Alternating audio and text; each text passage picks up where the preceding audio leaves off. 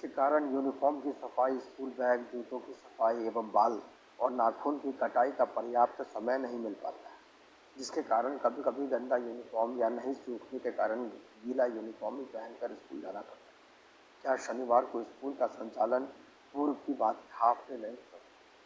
देखिए, half day का तो समस्या है क्योंकि आरटी में हमको एक सप्ताह में कितने घंटे पढ़ाने हैं, और यदि बच्ची को ये समस्या है, ये समझता हूँ क्योंकि जब भी मैं किसी विद्यालय में जाता हूँ तो बच्चा बोलता है, मैं पूछता हूँ कि क्यों यूनिफॉर्म नहीं है, सर वो गीला होकर पीछने के लिए डाल दीजिए। ये समय समय पर कौन पीछने के लिए डाला है और कौन जानबूझ के यूनिफॉर्म में नहीं आया है, इसका हमेशा डाउट रहता है। बोल बोल के थक गया, क्या हुआ? नया किरदार शनिवार को कम से कम एक दिन नॉन यूनिफॉर्म डे रख सकते हैं। हेड मास्टर ये अपने स्तर पर ये डिसाइड कर सकते हैं कि शनिवार को नॉन यूनिफॉर्म डे रखें। जब बच्चे की माता या सब लोग अपना कपड़े लाएंगे और 2 दिन में तो सूख जाएगा, फ्रेश भी हो जाएगा, मंडे को फिर 5 दिन यूनिफॉर्म रखें। एक दिन की छूट हम लोग हेड मास्टर को छोड़ दें, ठीक है ना, ताकि हेड मास्टर में डिसाइड करेंगे। तो हर चीज़ का हम लोग यहाँ पे अब गाइडलाइंस निर्धारण नहीं सकते हैं, तो ये इंडिपेंडेंस उसको दे देंगे। तो लेकिन है कि भाई, लेकिन ये जरूर है कि अगर एक दिन की छूट दी है तो 5 दिन फिर यूनिफॉर्म होंगे। ऐसा ना हो कि फिर ट्यूसडे करेगा पीछने के लिए भेज दिए हैं और वेडनेसडे भी कर देगा।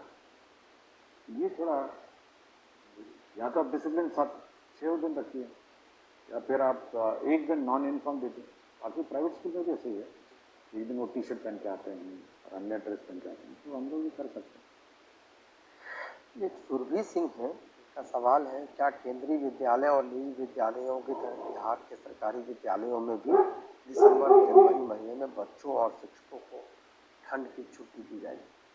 देखिए, इस बार हम लोग समर वेकेशन का टाइम निर्धारित करें और बिल्कुल स्पष्ट किए इस तारीख से इस तारीख तक हम लोग दिसंबर में निर्धारित कर देंगे, ताकि सभी जो भी टीचर हैं अपना समर वेकेशन प्लान कर सकें।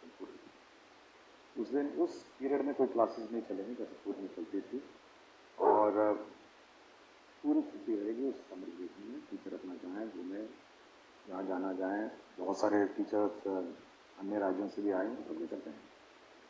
और समर वेकेशन के पूर्व केवल इतना ही हम लोग टीचरों से अनुरोध करेंगे कि समर वेकेशन में आप बच्चों को होमवर्क देंगे, समर होमवर्क देंगे और प्रोजेक्ट वर्क, जैसे प्राइवेट स्कूल में होता है ना कि आप एल्बम बना के लाइए, अपने गांव में कौन कौन पत्ते हैं, कौन कौन फूल हैं, या कौन कौन जानवर के चित्र हैं, तो एक कुछ होमवर्क जो है वो आप समर वेकेशन में देंगे, लेकिन क्लासेस नहीं है। ये बिल्कुल हम लोग इस बार दिसंबर में ही पूरे साल का प्लान है।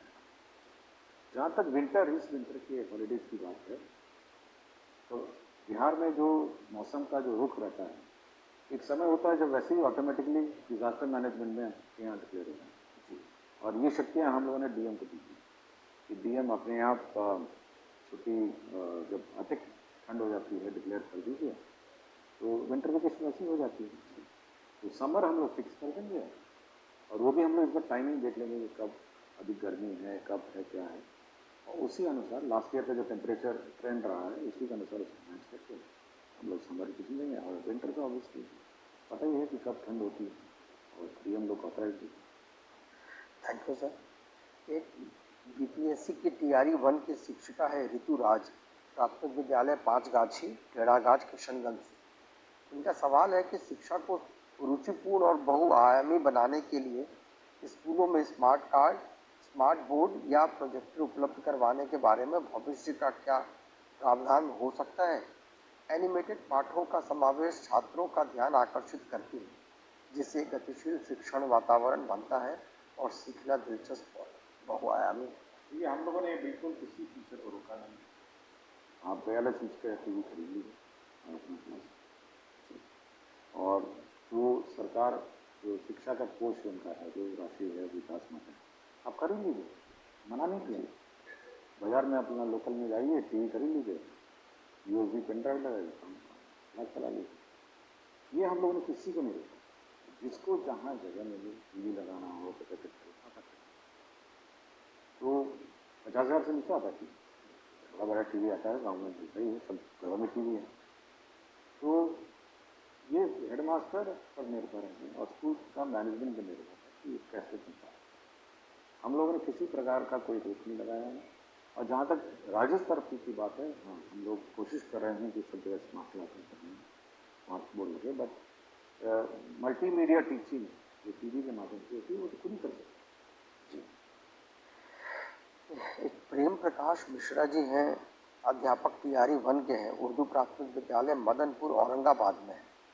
इनका सर सवाल है कि उर्दू विद्यालय में सामान्य शिक्षक के पदस्थापन के कारण बच्चों को पढ़ाने में बहुत परेशानियां आती हैं, क्योंकि सारी पुस्तकें उर्दू में हैं, हिंदी और अंग्रेजी छोड़, और उर्दू न आने के कारण गूगल ट्रांसलेट का उपयोग करना पड़ता है, जिसमें कई बार बहुत परेशानियों का सामना करना पड़ता है। क्या विभाग इस पर कुछ विचार करना चाहेगी कि उर्दू विद्यालय में पदस्थापित सामान्य शिक्षक का ट्रांसफर या प्रतिनियुक्ति किसी अन्य हिंदी विद्यालय में? देखिए, उर्दू विद्यालय में जैसे कि खुद ही कह रहे हैं कि सब सब्जेक्ट उर्दू नहीं, कुछ हिंदी और इंग्लिश है और कंप्यूटर भी है। तो जो सब्जेक्ट्स इनके उर्दू से संबंधित नहीं है वो तो पढ़ाई सकते हैं, लेकिन एक बार हम लोग इसका रिव्यू कर लेंगे कि कितने उर्दू टीचर हैं, कितने ये हैं, हिंदी टीचर उर्दू स्कूल्स में हैं। बट जो नॉन उर्दू नहीं टीचर हैं, कम से कम जो गैर उर्दू सब्जेक्ट, कंप्यूटर है, वो सब, मतलब कुछ साइंस है, ये सब पढ़ाई सकते हैं। बट ये हम लोग मिसमैच जो हो गया है ये एक बार चेक करें। Thank you sir.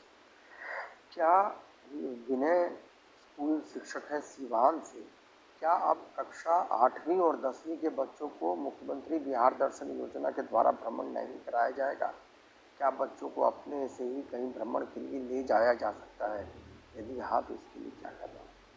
देखिए, ये कंपलसरी है। हर साल हम लोगों ने जो योजना मुख्यमंत्री परिवहन योजना है, ये सभी के लिए लागू और सभी को करना है। तो जो छूट गए हैं, जिनका नहीं हुआ है उनका हम लोग करा।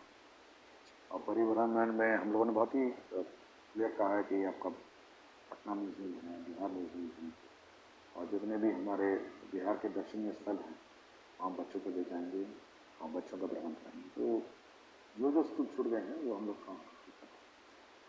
Thank you sir. ये एक शिल्पी सिन्हा है, उत्क्रमित मध्य विद्यालय रेवा मसौरी पटना से। इनका प्रश्न है कि प्राथमिक से लेकर उच्च माध्यमिक तक सभी बच्चों के लिए विद्यालय का समय एक ही क्यों है? क्या प्राथमिक विद्यालय में बच्चों के समय में थोड़ा बदलाव किया जा सकता है, क्योंकि इन कक्षाओं के पाठ्यक्रम में बहुत अंतर है?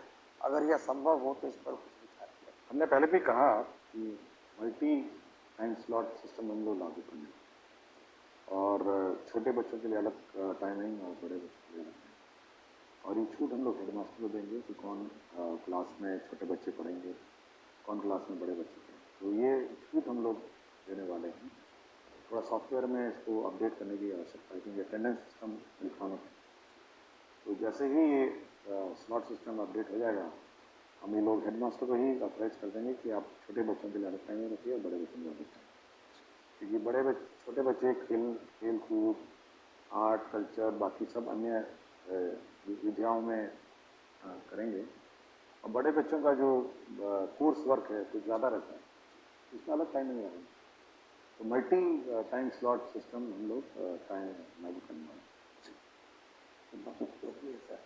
एक कुमार नरेंद्र है, प्रधानाध्यापक राजकीय मध्य विद्यालय वंशी पचड़ा कल्याणी शिवहर से। इनका है कि सभी प्राथमिक और मध्य विद्यालय में एक कक्षा अलग से ब्रिज कोर्स का पूरे दिन चलाया जाए, जिसमें अधिकतम 20 चयनित बच्चों को 6 माह में निर्धारित लक्ष्य को प्राप्त कराकर उम्र सापेक्ष कक्षा से जोड़ने का कार्य किया जाए। यह कार्य उच्चतम कक्षा से करते हुए क्रमशः नीचे की कक्षा तक लाया जा सकता है और पूरे साल यह कार्य किया जाए, क्योंकि कई कारण से कुछ बच्चे पढ़ाई में सामान्य रूप से प्रगति नहीं कर पाते हैं और सामान्य कक्षा में उन पर व्यक्तिगत ध्यान देना शिक्षकों के लिए संभव नहीं हो पाता है। इस संबंध और अब देखोगे टाइम टेबल में लास्ट टाइम मिशन दक्ष का भी टाइम स्लॉट था, लेकिन ना ही बच्चों ने रुचि लिया ना टीचर ने रुचि लिया। और क्योंकि जब सारे बच्चे चले जाते हैं, बच्चे उठते नहीं, तो इसलिए मिशन दक्ष जो है उस टाइम स्लॉट में चला। और इस बार जो टाइम टेबल जो हम लोगों ने इश्यू किया है, तो मिशन दक्ष का टाइम टेबल देखेंगे कि 3:15 के बाद रेगुलर क्लासेज है, तो मिशन तक के लिए अलग क्लास है। हम लोगों ने ये कहा कि जो कमज़ोर बच्चे हैं वो हर क्लास के प्रथम 2 रो में बैठे, फर्स्ट रो एंड सेकेंड, बाकी जो सामान्य स्टैंडर्ड के बच्चे हैं पीछे बैठे, ताकि जो टीचर है वो उस पर नज़र रखेगी कि सामने वाले 2 रो में बच्चे पढ़ रहे हैं नहीं पढ़ रहे। क्योंकि मैं जब भी इंस्पेक्शन में जाता हूँ तो देखा सबसे कमज़ोर बच्चा सबसे पीछे और सबसे चालाक बच्चा सबसे आगे बैठा, और पीछे जो बैठा रहता है वो दूसरी दुनिया में खोया रहता है। उसकी ना किताब रहती है, ना बैग रहता है, ना यूनिफॉर्म रहता है, ऐसा लगता है जैसे जबरदस्ती वो दुनिया बैठा है। तो हम लोग कहा इस प्रकार के बच्चे ना प्रथम बेंच पे और सेकंड बेंच पे, और प्रथम बेंच और सेकंड बेंच में आजकल देखेंगे ना बहुत स्मार्ट और इंटेलिजेंट स्टूडेंट होते हैं, बिल्कुल ध्यान देते हैं, बिल्कुल कॉपी वॉपी सब ठीक रहता है, यूनिफॉर्म। ये पीछे बैठे हैं और ये कमज़ोर बच्चे आगे बैठे हैं, ताकि कमज़ोर बच्चे अच्छे बच्चों से सीखें पहले, और टीचर की नज़र रहेगी पहले तो ये है। दूसरा हम लोग ये व्यवस्था भी करने जा रहे हैं, जो हमारे स्कूल हैं ये 4 साढ़े 4 बजे खाली हुआ, 5 बजे तक तो स्कूल लॉक हो जाता है, और ये बहुत इंपॉर्टेंट एसेट है, ये शिक्षक जगत में बहुत इंपॉर्टेंट एसेट है एजुकेशन सिस्टम। तो हम लोग चाहेंगे जो ग्रामीण क्षेत्र में जो लड़के हैं, जो पढ़े लिखे लड़के हैं, वो कुछ एक्स्ट्रा क्लासेस अगर ऑफ टाइम में ले सकें, और तो हम लोग इन बिल्डिंग्स को और इन क्लासरूम्स को उपलब्ध कराएंगे। और ये जो कमज़ोर बच्चे हैं, तो गाँव में कमज़ोर बच्चे हैं, वो उसको पढ़ाने का कोशिश करेंगे। 5 बजे रात को, 6 बजे रात को, 7 बजे रात को हम लोग बिजली इन्वर्टर की व्यवस्था करेंगे। लेकिन ऑफ स्कूल आवर्स में अगर ये इस टाइप के जो स्थानीय लड़के हैं, प्राइवेट ट्यूशन बहुत लोग चलाते हैं, तो कुछ ऐसी कोई व्यवस्था कोशिश कर रहे हैं हम लोग कि ये जो कमज़ोर बच्चे हैं उनको अलग से 5, 6, 7 बजे रात को उनको पढ़ाया जाए। जब खेलने वेलने का समय ख़त्म हो जाए तो बैठ के 1 घंटा 2 घंटा पढ़ाया जाए। तो हमारी इच्छा है कि बड़ी जल्दी से इसको ब्रिज कोर्स को कंप्लीट करना पड़ेगा। बहुत सारे हम लोग अभी इवैल्यूएशन हम लोगों ने किया है, तो बहुत सारे बच्चे हैं जो इस प्रकार पीछे पिछड़ गए हैं अपने अपने क्लास में, तो पिकअप करके उसको कैचअप करना भी हमारे लिए चैलेंज है, और वही हम कोशिश करें कि 5 से 7 बजे रात को अंधेरे में अपना क्लास चलेगा। कुछ बच्चे लोकल गांव में बहुत पढ़े लिखे हैं, बहुत लोग हैं पढ़ने को, कुछ फीस दे के पढ़ेंगे ट्यूशन, कुछ फ्री में पढ़ेंगे, तो कुछ इसी प्रकार की व्यवस्था है। बहुत हेल्पफुल है सर। ये गिरीश चंद्र जी हैं, विद्यालय अध्यापक हैं, उत्क्रमित मध्य विद्यालय बाभनगंज कोठिया किशनगंज। इनका है कि शिक्षा कोष पर डेली क्लास एक्टिविटी के रूप में कंपलसरी पाठ जोड़ा जाए, जिसमें प्रत्येक कक्षा में मासिक सिलेबस के अनुसार शिक्षकों के द्वारा क्या पढ़ाया जाना है का जिक्र हो। साथ ही प्रत्येक दिन पढ़ाए जाने वाले पाठों की जानकारी तस्वीर के साथ शिक्षकों के द्वारा खुद के आईडी से अपलोड करने की व्यवस्था होनी चाहिए। इससे गुणवत्तापूर्ण शिक्षा के प्रयास को और मजबूती। देखिए कितना आप अपलोड करवाइए हर चीज़ को। देखिए हम हमेशा चाहते हैं कि शिक्षक जो है मोटिवेट और अपनी स्वेच्छा से इंडिपेंडेंट है। जितना आप कहिएगा कि इधर जा रहे हैं तो वो भी अपलोड करिए, उधर जा रहे हैं अपलोड करिए, ये भी करिए अपलोड। तो ये तो आपको लोकल स्थानीय व्यवस्था है और हेडमास्टर और टीचर की कमिटी का व्यवस्था। अभी हाल ही में मैं आरा गया था। आरा में एक स्कूल में मैंने देखा कि वहाँ पे दीवार पे ही लिखा है, तो पूरा का पूरा टाइम टेबल है कि सप्ताह में मतलब कौन सा क्लास का कब टाइम टेबल होना चाहिए, क्या चैप्टर होना चाहिए, पूरा लिखा हुआ है। और ये भी अंकित है कि वो चैप्टर ऑन टाइम है या पिछड़ गया है।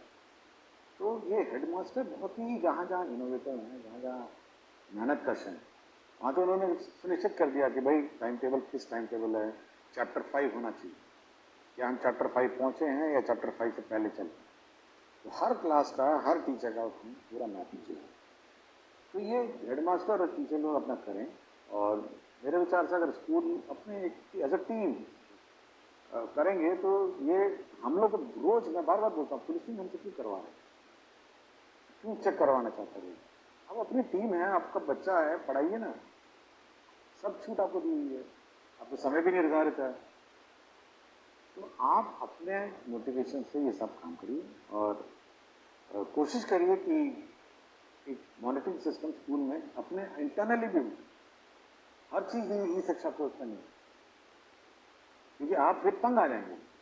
ये भी डेटा डाला जाए, वो भी डेटा डाला जाए, मिड डे मील भी डाला जाए, अटेंडेंस भी डाला जाए, सब कुछ डाला जाए। बाद में लोग शिक्षक ये कहने लगेंगे कि भाई हम लोग तो ई शिक्षा कोर्स को जवाब देते देते समय बीत गया, पढ़ाएंगे नहीं। हम तो कह रहे हैं पहले पढ़ाइए ना, पहले पढ़ाइए। हम तो बहुत लिमिटेड डेटा, हर चीज का डेटा तो ना हम लोग ले रहे हैं।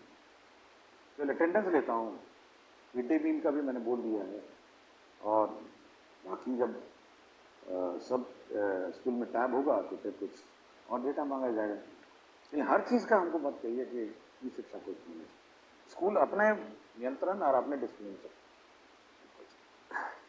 एक मोहम्मद वासिम अहमद है, ये उत्क्रमित हाई स्कूल रामनगर इस्माइलपुर भागलपुर